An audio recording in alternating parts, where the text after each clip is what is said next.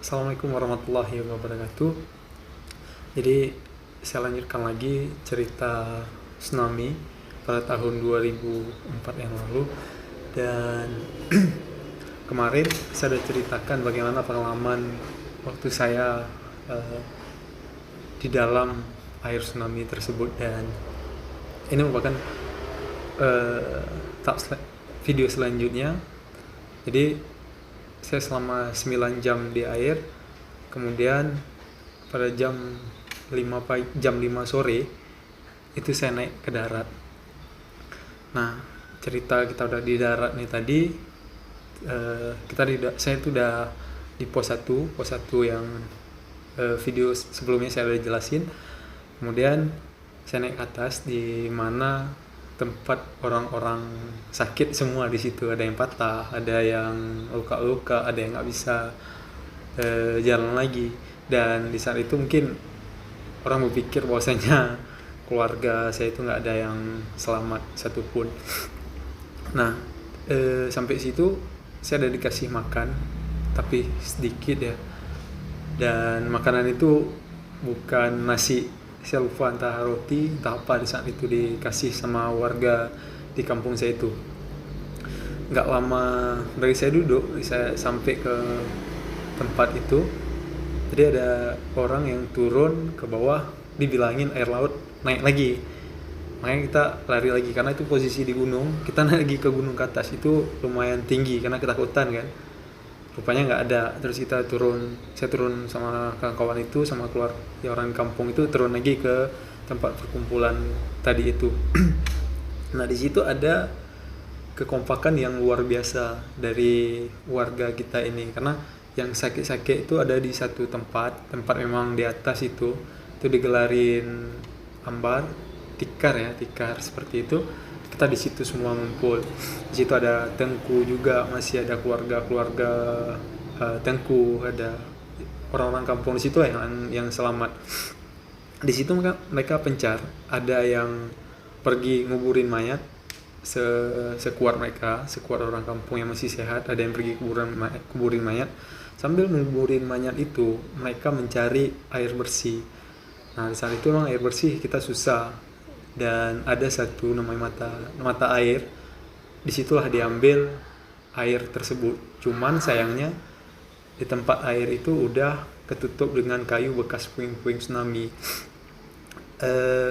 Ada sebagian lagi itu yang mencari makan, dan alhamdulillah kita saat itu dapat beras yang masih utuh. Jadi di dalam karung itu belum pecah, masih bisa diambil untuk kita makan. Akhirnya itulah untuk makan kita selama malam itu. Dan itu gempa itu masih terjadi terus gitu kan. Dan untuk minum sendiri memang kita minum air kelapa saat itu di sore hari. Kemudian malam itu dimasak nasi itu digunakan air juga air bekas air laut tadi, air tsunami tadi, karena nggak ada air bersih itu susah. Yang ada tadi di mata air tadi itu mata airnya itu udah ketutup, jadi nggak mengeluarkan air lagi, cuma sedikit. Jadi airnya itu airnya asin dimasak dengan nasi, mungkin bisa kebayang ya gimana. Terus ikannya itu besar, jadi istilahnya yang seharusnya nasi itu tawar, ikan itu asin, tapi pada saat malam itu malah kebalik, ikan tawar dan nasinya asin. Kira-kira sekitar jam 8 ya, jam 8 itu nasinya sudah masak. Kita makan sama di situ rame-rame, ada yang sehat, ada yang patah, sambil kita cerita. Kembali lagi ke sore hari. Memang di sore hari itu saya melihat di situ warga yang selamat itu melaksanakan sholat. Begitu maghrib itu mau tiba, saya duduk di batu sambil melihat. Jadi di gunung itu begitu kita lihat, perkampungan kami itu nampak, jadi nggak ada satu bangunan lagi yang selamat pada saat itu. Memang kosong. Saya duduk situ, lihat bawah, di situ baru saya terbayang untuk keluarga saya. Jadi adik saya nggak jumpa, kedua adik saya tuh nggak jumpa, mama saya nggak jumpa, ayah saya nggak jumpa. di situ mulai sedih sih, mulai memikirkan untuk keluarga. Dan di dalam hati kecil saya itu membisik bahwasanya udah, keluarga kamu tuh udah nggak ada lagi, tapi kamu coba tanya dulu lah sama warga di situ, mungkin ada yang melihat. Jadi karena hati udah nggak sanggup tahan, rindu kan, kangen juga, pengen cari keluarga itu gimana posisinya sekarang. Terus saya tanya dengan warga di situ yang selamat, saya tanya, ada nggak yang melihat bapak sama mama saya tanya. Orangnya bilang, bapak, saya ada lihat bapak kamu, cuman dia di kampung sebelah sana jauh. Saya yakin bahwasanya omongan dari orang ini tadi ini menipu ini. Ya, saya nggak yakin karena hati kecil walaupun ambisi masih ada, dan juga merasakan itu udah nggak ada lagi. Dan alhamdulillah sih saya saat itu nggak sempat nangis, nggak kemana, ya terima aja kenyataan gitu kan. Jadi balik lagi ke tengah malam tadi, kita udah masak, udah makan. Di saat kita makan itu gempa emang terus-terusan terjadi sampai jam 10 itu hujan. Nah tadi kan kita di gunung itu nggak ada air bersih untuk kita minum, nggak ada. Dan alhamdulillah kali di jam 8 itu hujannya turun. Nah air hujan itulah yang menjadi minuman kita, kemudian ditampung. Saya masih ingat kali warga yang sehat itu mengambil air kemudian kasih yang parah saat itu, yang ada yang patah, ada yang nggak bisa jalan lagi, ada yang tangannya digendong. Jadi air itu diambil, dikasih untuk yang luka-luka parah ini. Dan alhamdulillah memang saya masih sanggup bangun, masih sanggup jalan, masih istilahnya masih kuat lah walaupun luka di mana-mana aja. Baru kita tidur sampai di tengah malam itu, yang sakit ada yang teriak sakit, ada yang manggil juga saudaranya di tengah malam. Cuman saya tidur dengan nyenyaknya itu, dengan istilahnya saya nggak ada merasa sakit gitu. Padahal di kaki saya itu kalau misalnya saya buka itu di paha itu dari lutut sampai ke hampir ke bokong saya itu ada sekitar hampir 2 jengkal itu panjangnya. Saya bilang dari sini sampai ke sini itu ada bekas luka, cuman saya nggak ngerasain bekas luka yang tadi itu. Dan di mata di sini ini juga ini masih berbekas, dan di belakang kepala juga ada.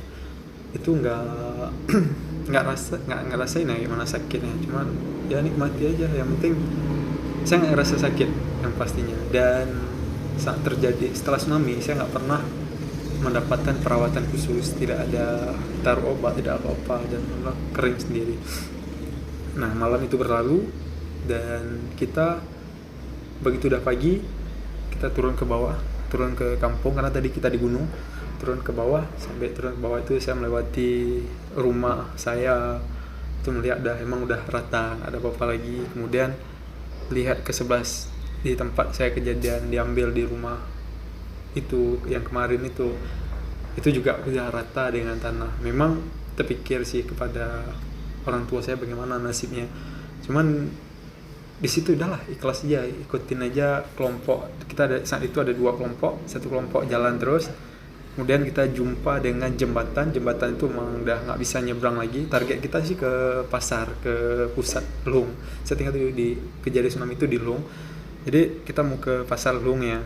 Cuman satu kelompok lanjut ke Lung, satu kelompok lagi lanjut ke arah ke Banda Aceh. Banda Aceh itu di Cok Jumpa. Saya ikut arah ke Cok Jumpa, padahal kakek paman saya itu jalan ke sebelah sana ke Lung. Cuma saya nggak ngikutin keluarga itu tadi, terus saya ngikutin ke Cok Jumpa, padahal keluarga yang ke Cok Jumpa itu nggak ada siapa-siapa. Saya juga nggak tahu kenapa ya saya nggak ikut keluarga dari sebelah ayah saya saat itu. Kemudian kita sampai ke Cok Jumpa, dan di Cok Jumpa itu nggak kena tsunami. Jadi emang tempat itu emang nggak sedikit tinggi, dan disitulah berkumpul orang-orang semua. Itu saya udah pisah dengan kakek saya di situ. Kemudian saya jumpa dengan keluarga saya juga, kakek. Saya jumpa di situ. Akhirnya saya disitulah mulai ngikut dengan adik kakek saya ini. Sambil saya dipeluk sama beliau, ya, masih selamat, dikirain saya nggak selamat kan. Jadi dipelukin, kita akhirnya tinggal di situ. Ada anak juga, Bang Munit namanya, terus ada beberapa keluarga lain. Di situ saya udah berjumpa dengan keluarga saya. Kita nginap di situ selama 2 malam. Di situ warga situ memang saling kerjasama. Ada masak Indomie, ada kedai yang tidak kena, pada saat itu kedai itu nggak kena tsunami, dan barang-barang itu dikasih untuk dimasak seperti Indomie dan lain sebagainya, itu dikasih untuk korban-korban tsunami yang kumpul di situ. Dan juga ada mobil yang macet di gunung itu, daerah Gunung Paro. Jadi di situ diambil Indomie untuk kita makan bersama di situ dan dibagi sama rata. Di situ kekompakan masyarakat yang sangat luar biasa. Dan di samping itu saya melihat tidak pernah meninggalkan sholat mereka. Nah, kita sempat nginap di situ selama 2 malam. Akhirnya dari kakek ini tadi meminta bahwasanya kita harus pergi ke Banda Aceh itu di hari ketiga. Dan hari ketiga itu pagi sekitar jam 8 kita jalan, dan saya masih ingat kakek saya itu masih ada duit karena beliau mau ke Banda Aceh. Dia terjebak di tengah jalan. Akhirnya kita diajak jalan ke Banda Aceh. Saat itu saya ada berempat. Saya, Bang Munit, ada Syawarni, dan kakek saya ini tadi sekarang memang sudah almarhum juga.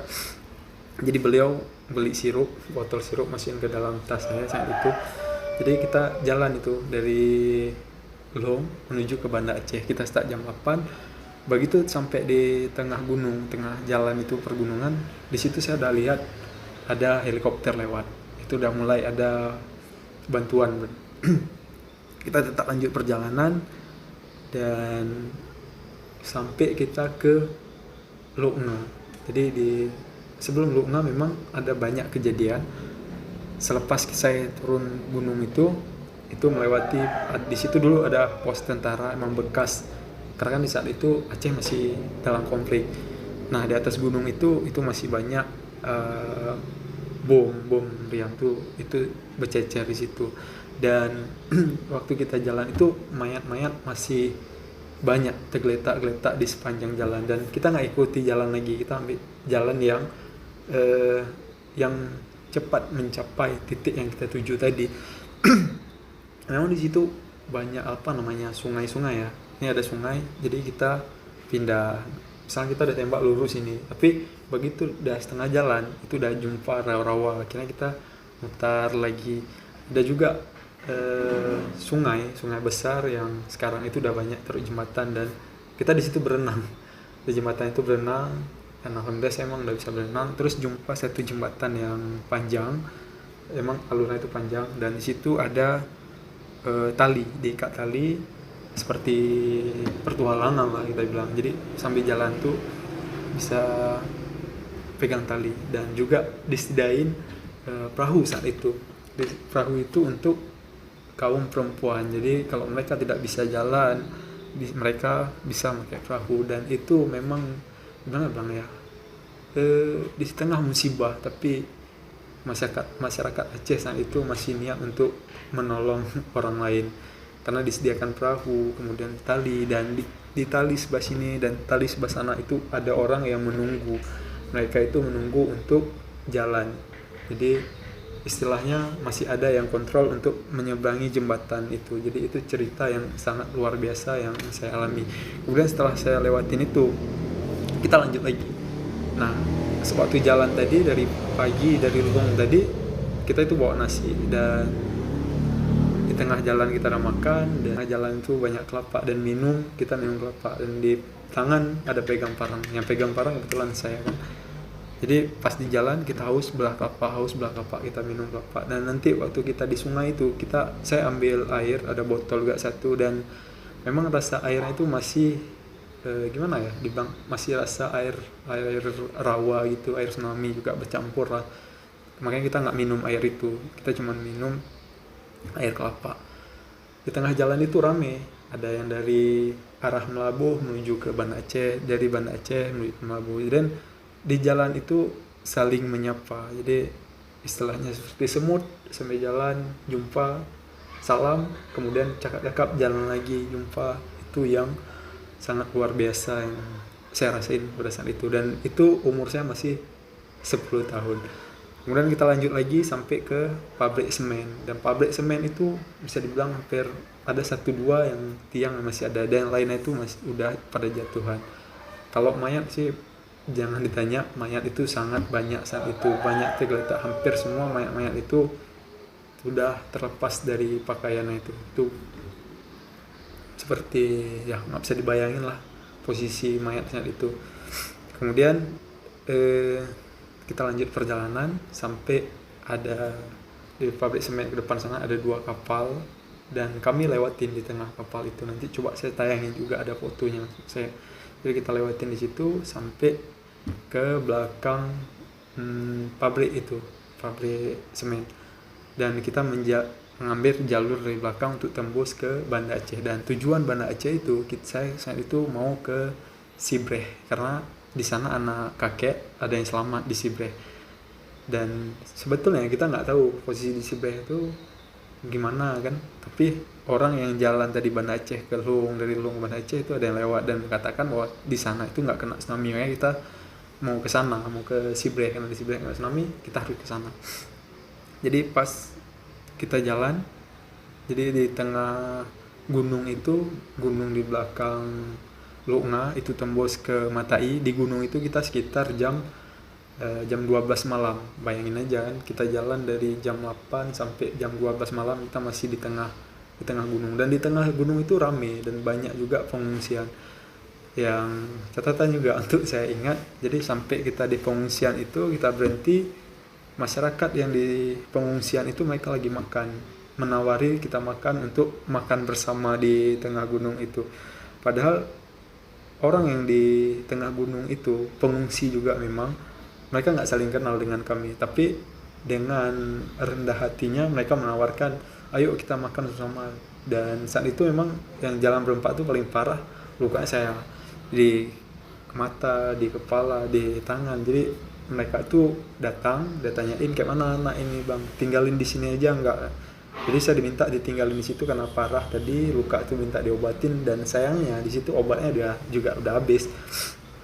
Kakek saya ini nggak mengizinin, istilahnya nggak mengizinin saya untuk tinggal di situ. Akhirnya kita lanjut lagi jalan, kita sampai ke Matai itu sekitar jam 2 atau setengah 3-an kalau nggak salah saya. Jadi sampai di Matai itu kita melihat di situ banyak ya orang-orang di situ yang selamat. Tapi di situ kita lewat terus, kita lanjut ke tujuan kita, dan akhirnya ada jumpa saudara. Saya lupa di daerah mana rumahnya. Sampai di situ kita malam itu tidur di rumah saudara itu belum sampai ke target kita. Kita tidur, pagi tidur, kasih makan, kemudian pagi kita disuruh makan. Kami melanjutkan lagi perjalanan kami ke tujuan tadi.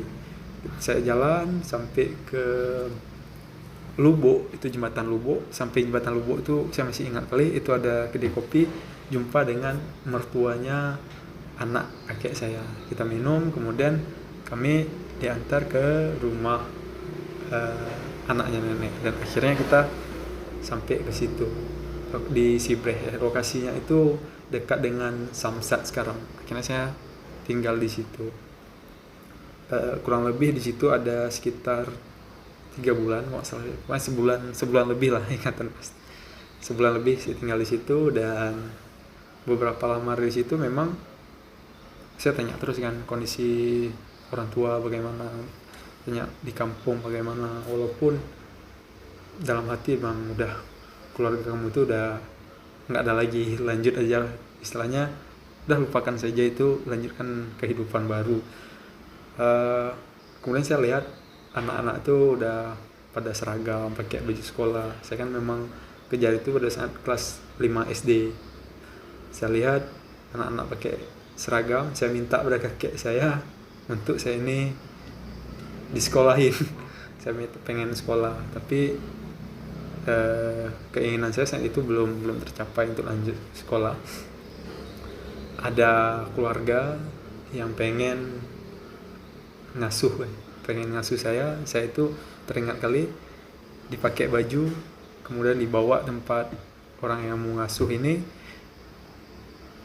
dia minta saya tinggal sama beliau, cuman pas sore hari saya dibawa jalan keliling Banda Aceh. Saya lihat itu, cuman saya bilang saya nggak mau tinggal, saya mau tinggal sama kakek aja, sama keluarga sendiri aja, nggak mau sama orang. Walaupun itu keluarga kaya ya, memang orang berada, tapi saya bukan itu yang saya butuhkan, bukan itu saya butuhkan, hanya keluarga. Jadi saya balik ke keluarga sama kakek saya sebenarnya sedih, cuman atas permintaan tadi kan. Terus nggak lama dari kejadian itu ada anak kakek juga namanya Adun saya itu pada saat tsunami beliau itu di Sabang, karena di Aceh kan lagi konflik. Jadi waktu konflik itu anak muda itu bisa dibilang nggak selamat di Aceh, susah untuk hidup di Aceh seorang anak muda pada saat itu, karena kalau nggak kena sama GAM itu kena sama tentara. Makanya Adun saya itu lari ke Sabang dan dia bekerja di sana.